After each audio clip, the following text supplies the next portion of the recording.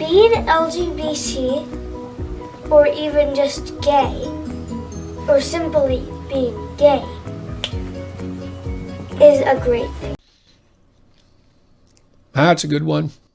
Told us that around our age, and sometimes before we're in middle school, and sometimes after we're in middle school, we may start to question our identity, and we may start to question, like, if we are a guy or a girl, and like what we want to be. After I talked to Pearl about it, I found out that they were encouraging them to question their identity. They repeated to the kids 3 times, has anyone in the room ever questioned their identity? And nobody raised their hand. Again, no, really, it's okay. Go ahead and raise your hand. And when no one did the 3rd time, he said, well, I'm sure some of you have felt like that, and it's okay that you don't want to raise your hand right now. Like, I thought it was really pushed. Like, I thought we were kind of pushing an agenda.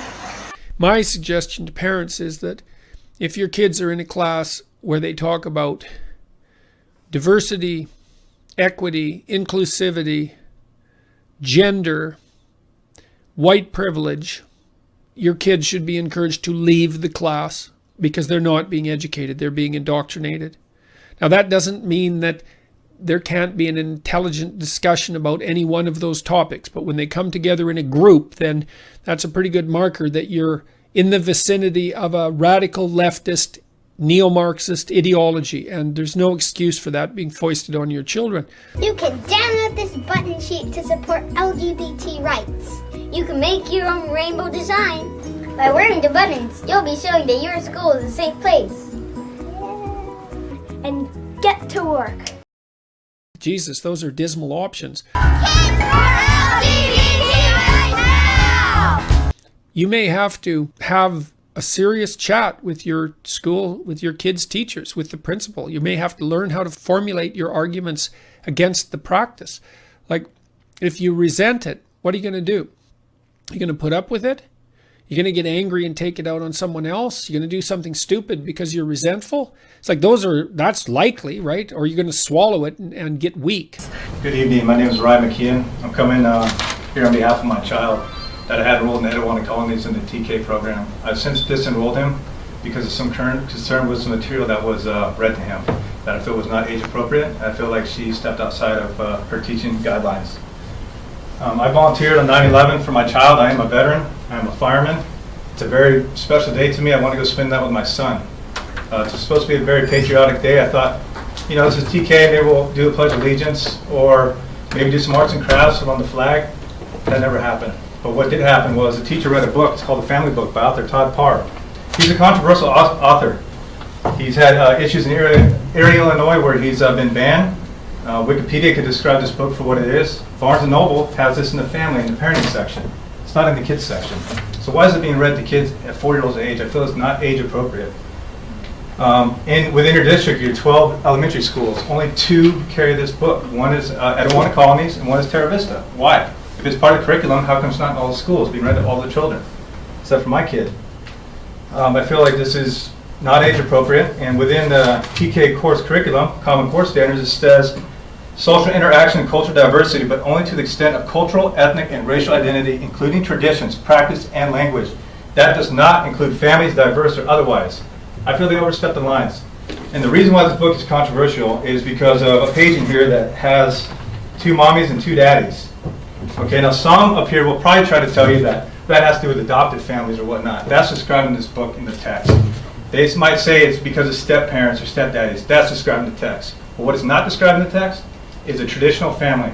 So my son, based on the inclusion and acceptance that's within his core curriculum, he's not including that. It's not inclusion towards him. And I feel disrespected by that. As far as the response that I had in the class, I was taken back. I tried to settle this on a low level with me and the teacher directly by email. So when I emailed her that I didn't agree with what was taught, there's no Pledge of Allegiance, there's nothing to do with the patriotism of the country, that's fine. But I said I was offended by this book and I wanted to be notified in the future if she was to read this type of material.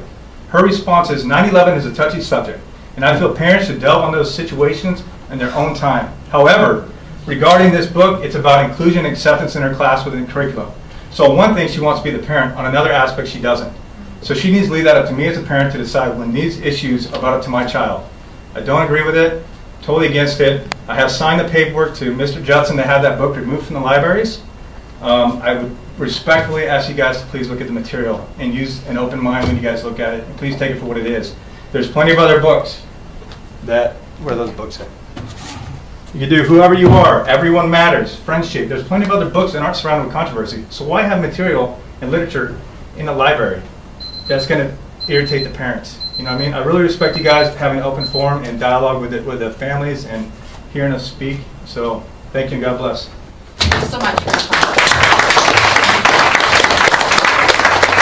I mean, first of all, you might want to find out if all your resentment is justified. You can talk to someone that you admire and see if you're just flying off the handle, because maybe you are. But if you're not, well, if something is happening that you really don't like, that's a sign that you have to do something about it, because your being is rebelling against that constraint.